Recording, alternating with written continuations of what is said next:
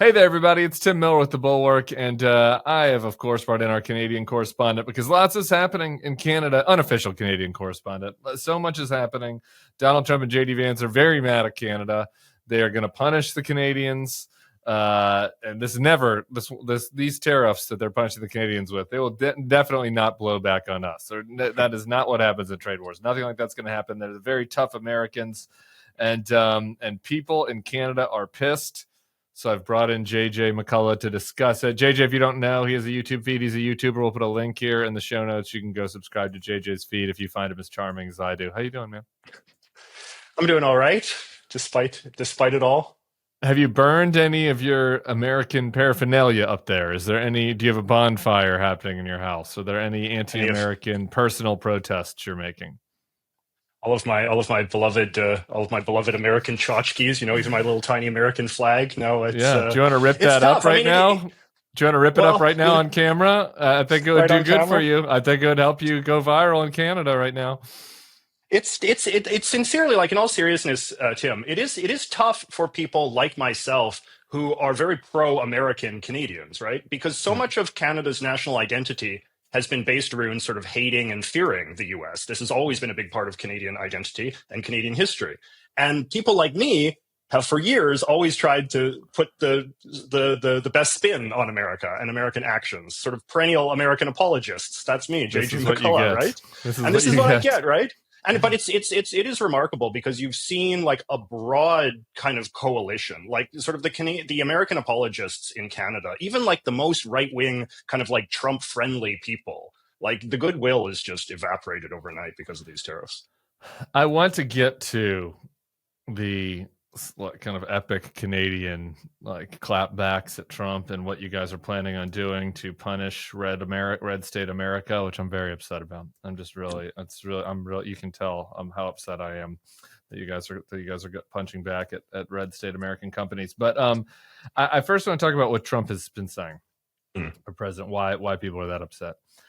He sent a bleat this morning. We pay hundreds of billions of dollars to subsidize Canada. Without this subsidy, Canada ceases to exist as a viable country. Harsh but true. Canada should become our cherished 51st state. Then there'd be no tariffs. That isn't quite true. I think Canada would be a viable country without us. No? Yeah, I mean, Canada's a very rich country. I mean, we'll be a much poorer country without trade. It's like 20% of Canada's GDP is based on trade with the US. It's 80% of all Canadian trade is done with the US. I mean, Canada's rich enough that it could sort of survive. We're not going to collapse into a failed state overnight, but it's going to be a much worse country.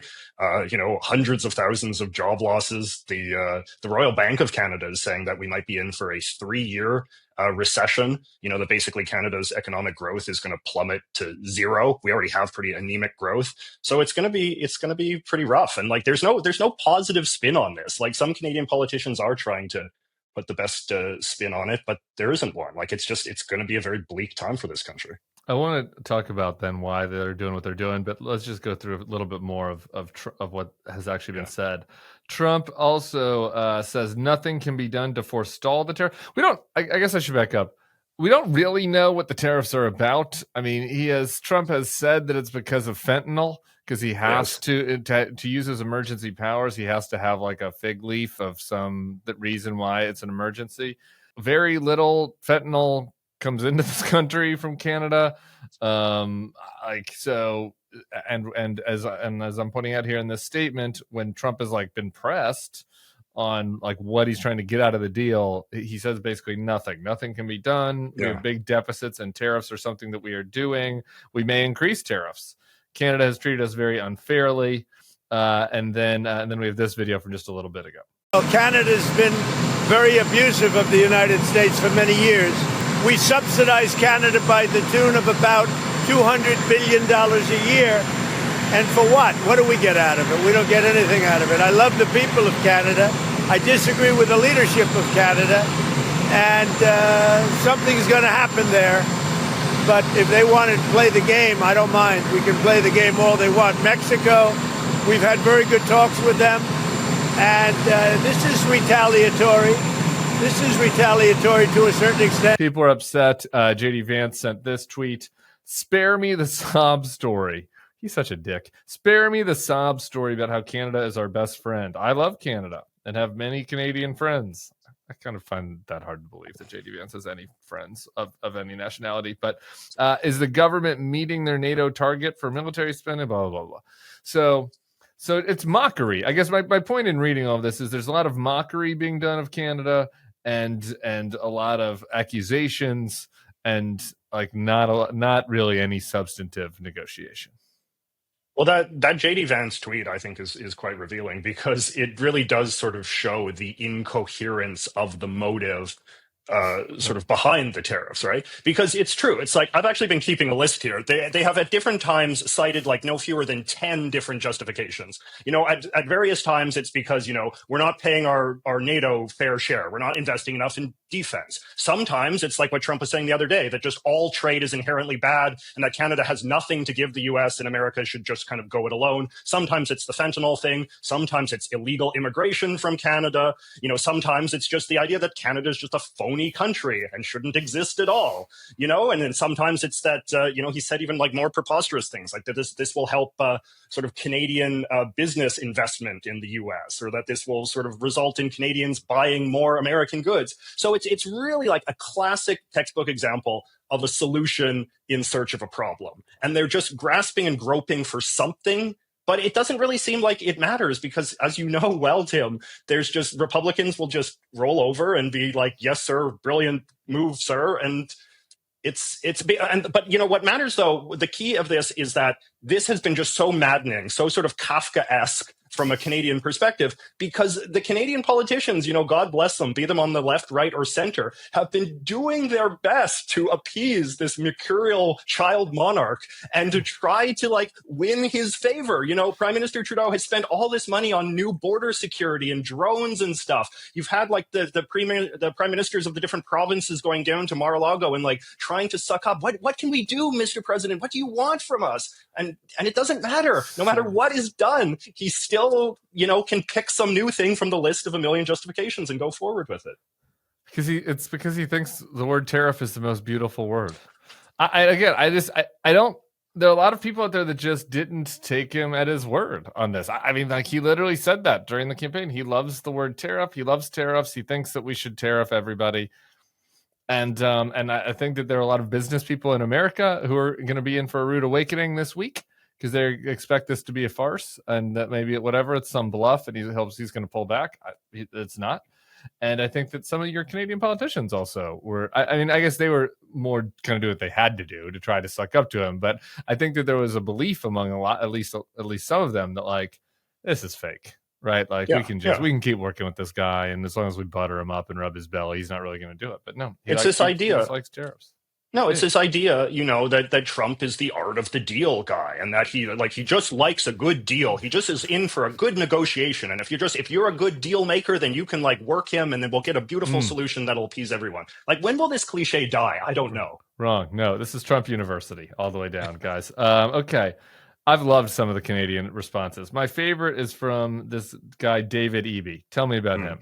David Eby is the premier of British Columbia, the province where I live. Okay, you might not like him as much as I do. I've only met him. He's like a left wing guy, sort of like center left politician. I didn't vote for him, but like I said before, like all the politicians are singing from the same songbook these days in Canada. Yeah, I want to get to Pierre because I was really interested in the Conservative Party's response too. But let's watch just a little bit of David Eby. President Trump's crushing 25% tariffs are a complete betrayal of the historic bond between our countries. It is a declaration of economic war against a trusted ally and friend. Here in BC, we support a strong Team Canada approach to stand up to Donald Trump.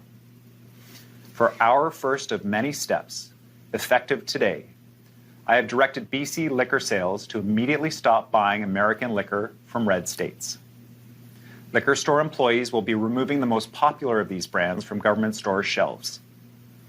I have directed government and our crown corporations like BC Hydro, ICBC and health authorities to immediately stop buying American goods and services and buy Canadian. And finally, we have communicated our full support to the federal government for a comprehensive targeted set of national tariffs against American products. We call on them to act with urgency. The Americans are bigger, but if we don't stand up for ourselves, they'll just keep coming back for more. This is the thing about this. The fun fact I didn't know, and maybe you can explain this to me, is so the way it works is that the provinces buy the liquor. So right, Yeah. so like actually, it's kind of a big deal in the sense that like it's a major client for the American liquor companies, right? Because it's not like, it's not like you're selling just to Walmart. I don't know what kind of stores you have there. I don't know what your supermarkets are called, but it's not like you're selling to different supermarkets. You're selling to the province. That's how it works? Yeah, I mean, it does vary a little bit from province to province, but in general, the provincial governments in Canada, and this is like a holdover from Prohibition, they often run all or some of the liquor stores directly. Or if they don't even run the liquor stores directly, then they control the sort of the purchasing of liquor for the liquor stores and all that. This is a very sort of archaic practice that is controversial, but it certainly gives the provincial governments a lot of tools in this case, because then you can sort of not only sort of prohibit American liquor from being purchasable for average Canadians, but that also can sort of ensure that American liquor will not be for sale in Canadian restaurants and I guess at hockey games and whatnot. So yeah, that's it's kind of like the most sort of high profile sort of gimmicky thing that at least the provincial governments have been able to do to sort of strike back. But again, I mean, I think that I'm just going to stereotype. I think that probably the big bourbon manufacturers in America are probably Republicans. The big beer guys, big distributors. This is a pretty Republican group. And so, I do think that there'll probably be some phone calls going in because it's a big market, right? Like this is, it's one thing, like there's going to be pain dispersed throughout, right? It's like 25% here and there. But if there's a specific thing where it has an impact on a business that is big donors to the politicians, I do think that's a way that maybe it sinks in a little bit more, the pain. But I was intrigued by the no spirits. There have been some pictures on social media too of like the liquor stores now have either sold out or taken down the American liquor, and they've got like little signs there, buy Canadian, jingoism, Seagram 7 jingoism. No, I mean, and it's interesting because Prime Minister Trudeau has, of course, unveiled his own sort of counter tariffs, which are not across the board tariffs. Like Trump's tariffs are just everything is tariff now. But Trudeau's tariffs have been targeted, just as Premier Eby was sort of saying that, we're going to target sort of like red state liquor production. Trudeau has like been pretty explicit about that he's going to target commercial goods coming out of red states and swing states. The famous example is we're going to tariff oranges and orange juice from Florida so that all the Floridians are sort of feeling the pain and, having a tough time with their reliable Canadian customers, or maybe not so reliable anymore. There's a whole bunch of examples of this, targeting stuff that's coming out of, Pennsylvania or Georgia or, any of these kind of hot states where Trump might feel some degree of political pressure. Well, that's a shame. I saw that Ontario has added on as well a prohibition on getting on American liquor coming through, and some of the other ones it's like a 100% tariff on the liquor. So that'll be interesting. Anything else on Trudeau and his response that jumped out to you? Well, I think Trudeau's in a very difficult position because you may recall that last time we talked, Tim, Trudeau was facing calls to resign, and Trudeau has now announced that he will resign. On March 9th. There will be a new prime minister installed as his successor as head of the Liberal Party, an incumbent prime minister, and then that person will stay in office for, Lord only knows. That's a big sort of debate. But the one thing that I think has made a lot of Canadians feel particularly sort of morose right now is that we have this kind of lame duck prime minister with one foot out the door. We know that there's a lot of people in Trump's inner circle who just do not like Trudeau, like aesthetically as a person. He's some woke moron, and we're going to be happy to get rid of him. And it makes me wonder if I don't know if this is me being naive about Trump and the way his mind works, but I feel like maybe there's a chance that Trump wants to, link arms with some new Canadian prime minister and say, isn't it great that idiot Trudeau is gone and now a new era of Canada-U.S. relations begin? But I'm sure he would prefer, I guess, if he even knows or cares, Pierre, I always going to say his name around, Polyev. Everybody just calls him Pierre, though. You can just call him Doesn't really Pierre. look You'll like a fit in. Polyev. Okay, Polyev Pierre. I was interested in his statement. We must put Canada first, all caps. That is why common sense conservatives condemn President Trump's massive, unjust, and unjustified tariffs on Canada's already weak economy. He had to take a little shot at the libs there. Canada first plan. I was interested. I saw a quote tweet from a MAGA guy I follow here in America that said this: Canadian conservatives are very stupid. This guy's response is to retaliate against U.S. tariffs, as if Canada has any leverage at all. Canada has become a national security liability by welcoming the dregs of the third world, must secure their borders. Basically, the MAGA people are just saying, this is not actually helping this guy, and maybe he should say, wait and let me get in there, and then I'll cut a great, beautiful deal with Trump. I don't know. Yeah. What do you think? I'm actually a little sympathetic to that argument that Pierre should be a little bit more ambiguous about his position than he is, because we know that there are, again, like there's a lot of people in Trump's inner circle that not only explicitly hate Trudeau, but have been pro-Pierre. Like Trump's national security advisor has been in the past like tweeting pro-Pierre memes, and so has I think Elon Musk. And, you know, like they're objectively view Canadian politics through this kind of partisan lens. And I think that if Pierre develops a reputation as somebody who's no different than Trudeau on the counter tariffs and all that kind of thing, that could hurt him. So why do you think he's Trump's doing mind. that? Because I think that, like, you know, in this kind of context, Tim, you do want to stand up and be patriotic and appeal to the patriotic middle class vote in this country. You don't want to seem like you're a pushover, because in Canada, there's always been this idea that conservative politicians are just kind of this extension of the American Republican Party and the American Manifest Destiny of, you know, the desire to conquer Canada, which I guess Trump has now explicitly leaned into. Yeah. And so Pierre has to sort of prove his bona fides as a patriot and somebody who won't get pushed around by Trump, even though, again, I think that probably a better political strategy for him would just be to sort of say, look, I'm going to be a strong, you know, leader. Trudeau is weak. Trump will respect my strength. You know, I'm going to have a good relationship with him in a way that Trudeau hasn't. Yeah. Maybe he's trying to appeal to the Toronto Raptors fans. I was watching this video from the Raptors game the other night.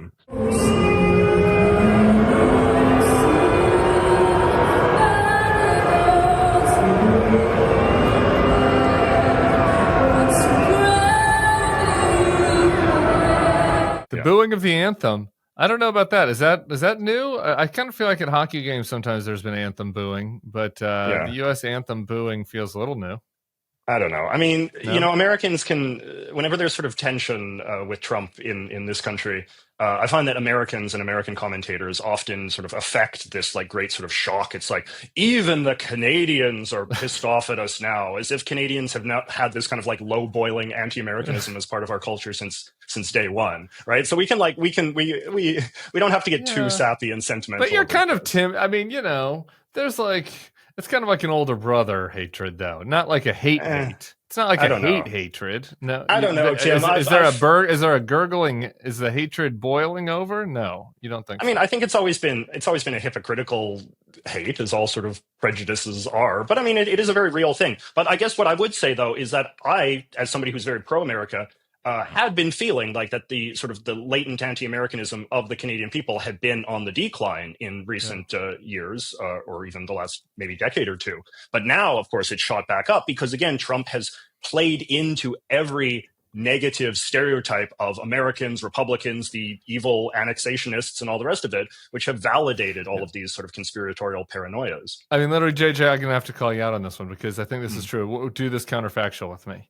You know, if pro-American JJ, when I first started watching your content, I don't know, 5 years ago, had there been a movie that was made and it was like, let's say some Canadian director had made a movie and they had a character and the character was a U.S. president who was out there saying that Canada should be the cherished 51st state and we are going to take over Canada, you would have been like, you would have rolled your eyes at this. You would have been like, not even the worst American would ever do this. Oh, it's true. It's like, you know, Americans have traditionally been sort of oblivious in a sort of benevolent way towards Canada. You know, they've taken us for granted, perhaps, whatever. Sure. But at the same time, it's never been hostile like this. And it boggles my mind on some level, because it's like, where did this come from? Of all of Trump's litany of prejudices and weird hangups, or even like the alt-rights hangups, or like all of this kind of these characters, it's like, when has Canada ever been part of this sort of mythology or this ideology? Never. It really feels like something that he's just been radicalized into in like the last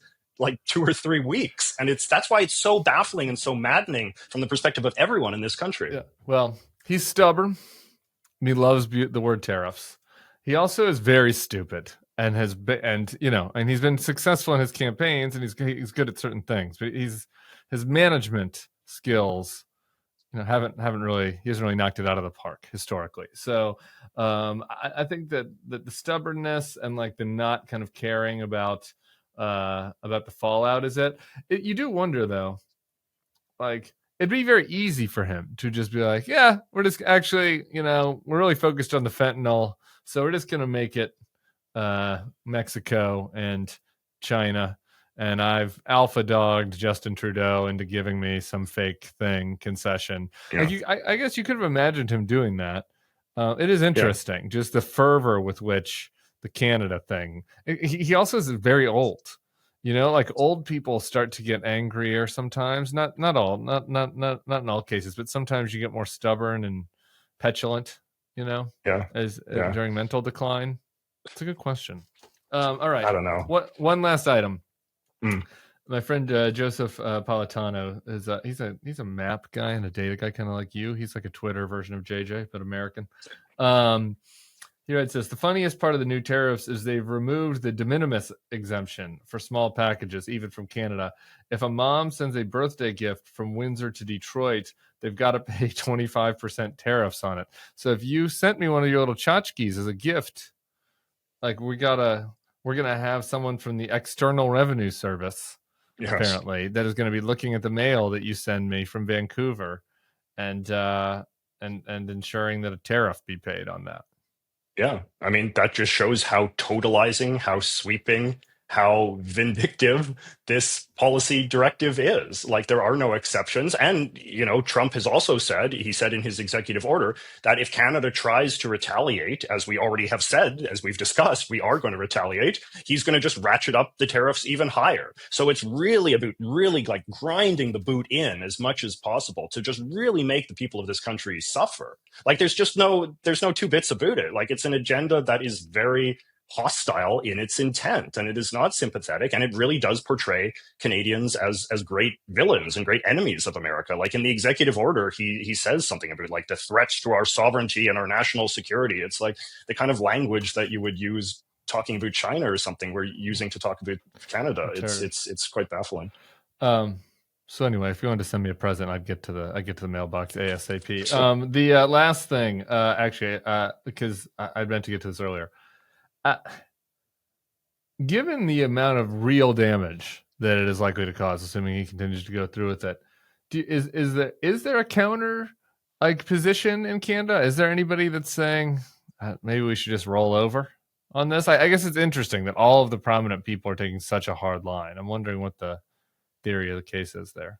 Well, I mean, I do think that, like when you look on social media and stuff, and when you look at like sort of what pundits are saying of the left, right, and center, as opposed to just what the political class is saying, you do sort of see a lot of different takes. It sort of strikes me as like, like when like a family or something, like someone gets in a car accident and it just like makes everybody like in a bad mood. And it's like, it wasn't about the car, it was, and like people start fighting and pointing fingers. So there is a lot of that, like I've been engaging in that. It's like you point fingers at Trudeau and it's like, well, Trudeau, if you had just called an election early like you were supposed to, then we wouldn't be in this mess in the first place. Or people are like, oh, this is what we've gotten for being too trade dependent on the US. I told you we should have diversified our trade back in the 80s when we could have. And, like there's just like this real sort of just like relitigating so many things about everything in Canada and everything that's gone wrong in this country, and whose fault it was that we sort of wound up. It's like, oh, we never put enough effort into trying to get to know Trump, and Trudeau has said too many mean things about him, or the left, or we had too many immigrants. Like there's no limit to the kind of things, because again, when you're in these kind of like just madhouse sort of situations, you're so desperate to make sense of it. You're so desperate to find the explanation that makes an irrational situation be grounded in some sort of rationality. And it's, but it isn't rational. It isn't. It's just an irrational situation we find ourselves in. Well, I'm hoping that the pain is the right strategy. I think it is. At least try to cause some pain. Yeah, well, I mean, Trump has backed down before, so try to cause him some pain. Again, like I said, I think there are a lot of people around Trump that didn't think that this was real. Like those people are very naive and gullible, and they should have been listening to me instead of to their buddies. But anyway, we're here, and so I do think trying to cause U.S. businesses pain is the right approach. But my question would be for you, Tim. Like, do you think that, like, certainly MAGA Americans, do you think they will be sensitive to just, imports from Canada getting a bit pricier? Or do you think that they'll do what Trump sort of said and like shrug off the pain and understand that this is part of some wise, larger strategy? Because I wonder, like, if Americans are just so wealthy that, baked goods or, pork products or any of the other things that they import from Canada getting a little expensive, even 25% more expensive, a lot of Americans just won't really notice. It's a good question. I do think that it will be slow, but prices are already high here. People are already annoyed. And I think that there'll be a period of time with which regular MAGA Americans are going to kind of let him off the hook on anything, right? Like this it's not going to be immediate. It's not going to be like in March, I noticed that my maple syrup was 20% more expensive, and now I wish I voted for Kamala. Right? Like that's not going to happen. Over time, I think there are real systemic risks here, and there's like a ton of trade and companies that have supply chains that go through all of these countries, across multiple borders. I have an actual trade expert on tomorrow where I'm going to be asking him these sorts of questions, but I think that there are systemic issues, and there are going to be specific companies and industries that get hit really hard by this. And so I think that is the more short-term question, like the stock market going down and Trump's rich buddies being like, what WTF, bro? Like this is not what I'd signed up for. I think that's a more likely way to get him to chill out than, this, like you said, a long-term, quarter on every dollar of Canadian goods. But, I mean, I guess happens. I guess the only silver lining is that things that can be done in an irrational, arbitrary, sort of monarchical fashion can be undone in an equally sort of arbitrary way. So I do think that if Trump, we're all hoping and praying in this country that Trump just creates a narrative in his head in which he can get rid of the tariffs and feel like he's won. Yeah, I know. This is where I'm misaligned with my Canadian friends on this one, because I don't want him to feel like he's won. I don't want to feel like he's won. Make him feel pain, David Eby. All right. All right. Like, make him feel pain. We need this. All right. JJ McCullough, you guys, if you need a break from my politicizing, you've been doing more politics lately. But JJ does lots of other stuff. He's done lots of other stuff. He does flags, pop culture, Christmas symbols. There was a Christmas symbol video I was watching the other day. Sodas. You did one on sodas not too long ago. You do fun stuff as well. And the people need that. Like, I don't do any fun stuff. It's all horrible over here on this feed. So go subscribe to JJ. And I think we'll be talking more. Seems like Canada is a main character of season 9 of this fucking horrific dark comedy that we're watching. Who would have guessed it? Canadians always say that they want more attention from the States, and now the monkey's paw has curled and our dream has come true. Later, JJ. Have fun.